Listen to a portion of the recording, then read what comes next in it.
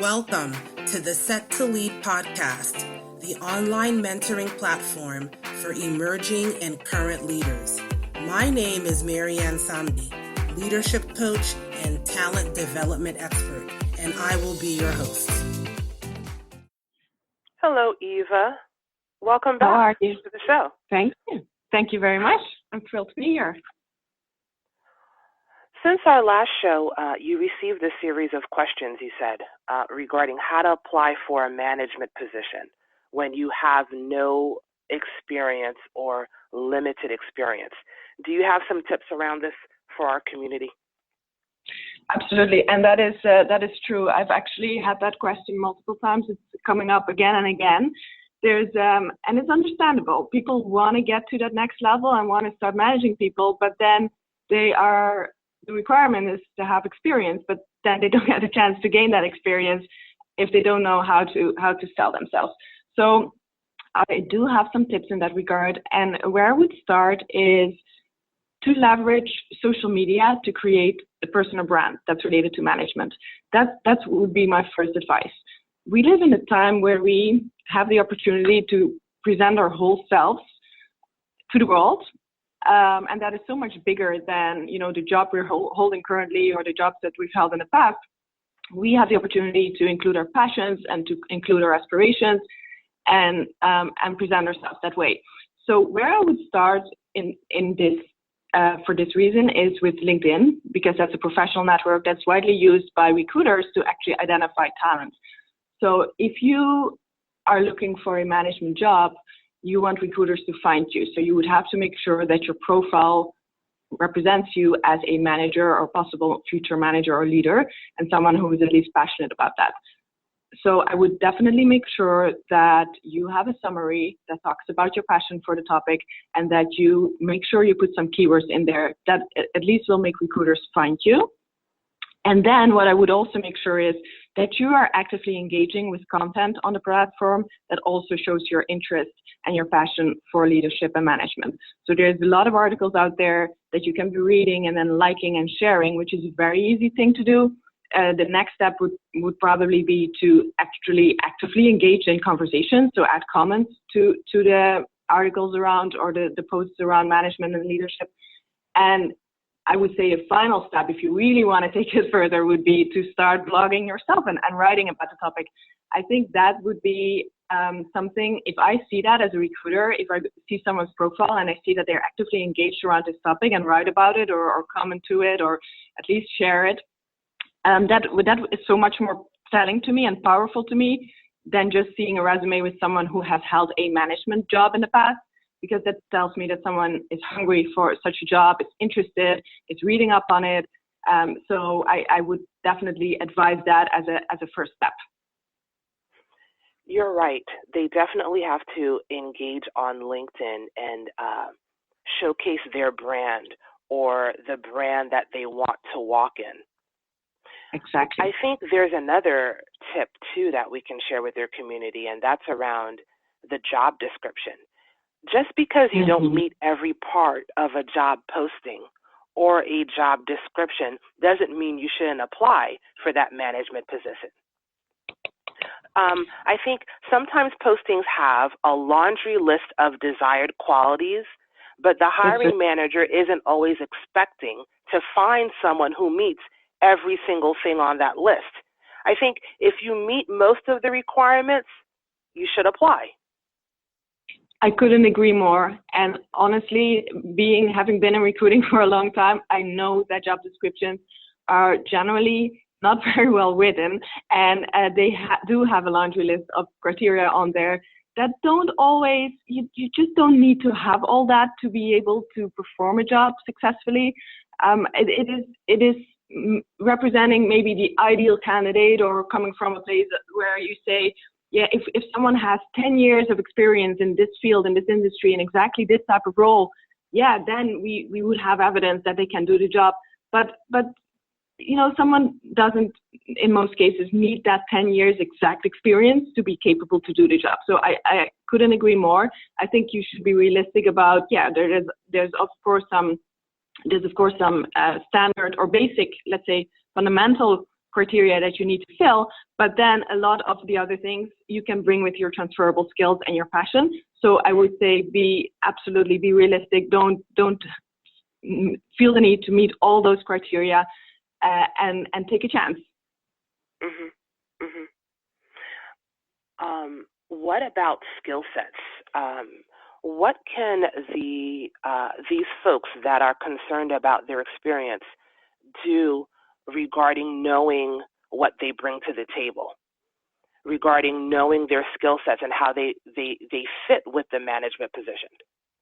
I think it's important that people think about all the experiences that they have had in life that could contribute to them being a good manager or leader. And it doesn't necessarily have to be in a formal management position at work, because we're talking about people who wouldn't have that. But there's tons of situations in which they could have showcased their leadership capabilities and where they could have learned those. So I would challenge people to think about those, and that could be even outside of work. Maybe someone is volunteering somewhere and has been coordinating others on projects to get to a successful outcome there, or maybe in sports, maybe at school. I wouldn't go back to the school example if you've already had a career of 10 years, but if it's not so long ago, you can talk about project work at school where you have been leading others. So I would try to identify those situations in which you have successfully, maybe informally, led others, and be able to talk to them with confidence. Because what people are going to look for in interviews is evidence that you can do it and that you want to do it.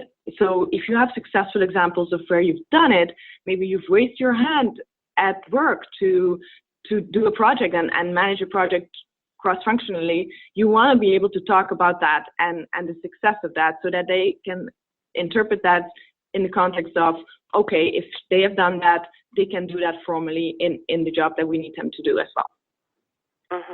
Of course. So if they actually make it to the interview and they get that call, hooray, hooray, what type of questions should they expect in a management level interview?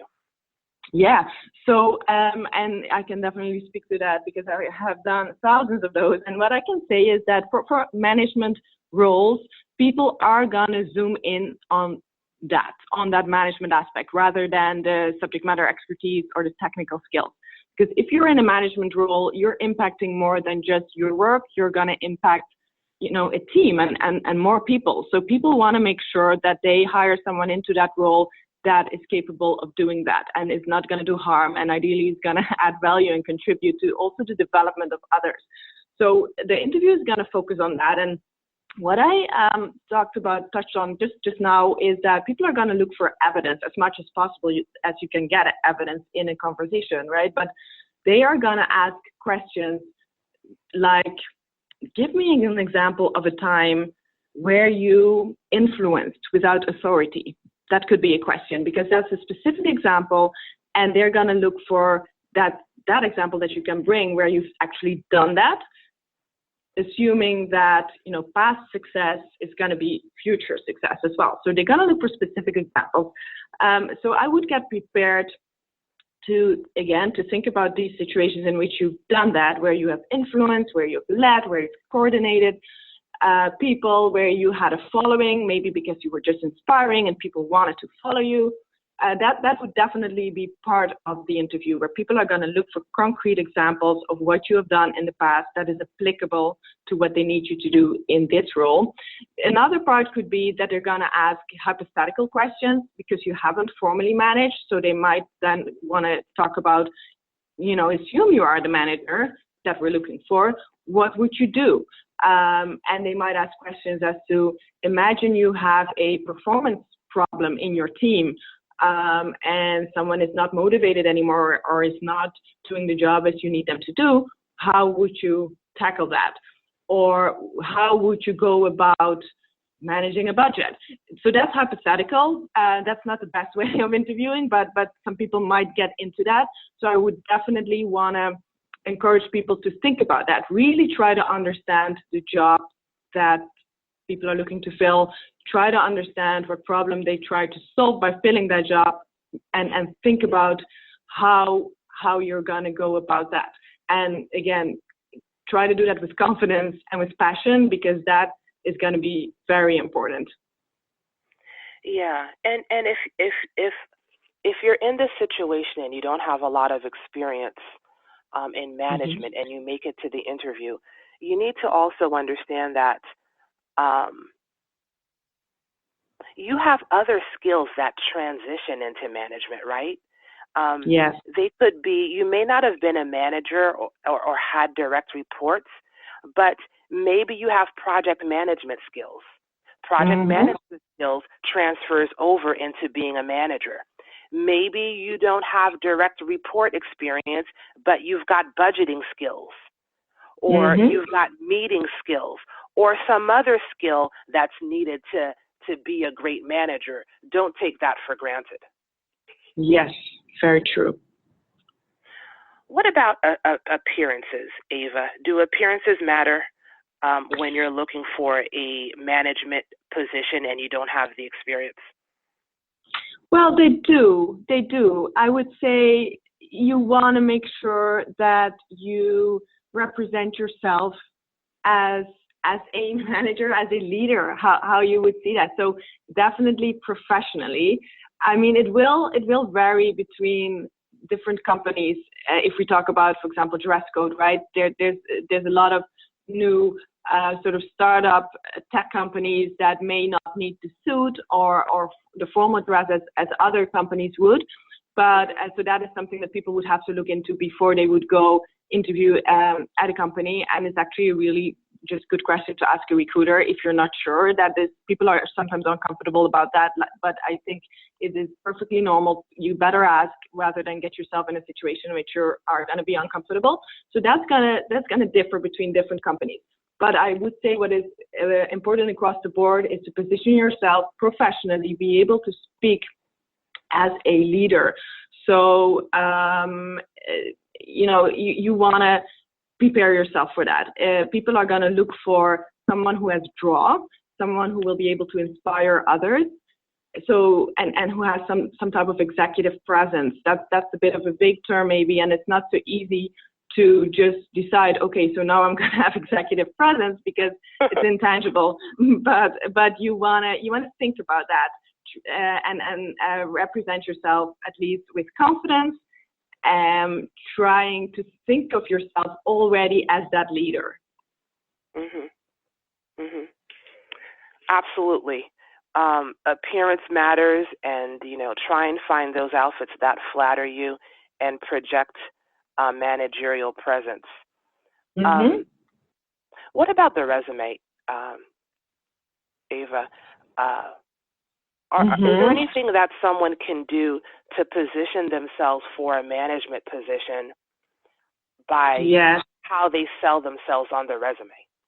Yes, there is. And I would say that is related to how you would sell yourself on your LinkedIn profile. And it means not necessarily just listing the jobs and the tasks that you've done in the other jobs that you've had, because that's not going to position you for that next role. I would say that resume needs to show your aspiration and needs to show everything you can bring outside of the exact roles that you've had. So it needs to highlight your leadership or management, project management experiences, exactly as you talked about before, even if they're not formal with direct reports, but if it's related to managing a budget, managing a project, leading people cross-functionally without formal authority, all these examples should be highlighted. And I would say you would also want to make sure you have some kind of summary at the top of the resume that is like an elevator pitch, right? That speaks to very shortly about who you are, what you're passionate about, what you aspire to be, and what you can bring to the table. I think that that's very important, rather than like with a job description. You don't want to list a laundry list of bullet points, and a resume, it has to be the same thing. You want to talk, you want to tell a story about yourself rather than just list a number of facts, even though you don't want to forget that there needs to be some factual stuff in there, of course. People are going to look for, if you have managed a budget, what was that number? Or if you have coordinated people, what was the scope of that project, what was the number of people. So yeah, you have to be factual in a way, but you should also be telling a story about your passion and about what you can bring to the table outside of that. So it's twofold. I want to advise to people to make sure there's keywords in there that relate to management and leadership. And there should be a part that's very factual, but then you should also be able to tell a story and show your passion with that resume. That would be my advice. Excellent, Eva. Thank you for speaking with us today yet again, but sadly we're at the end of our session. We're at the end of our session. I'm so sad. But before we go, how can the community follow you?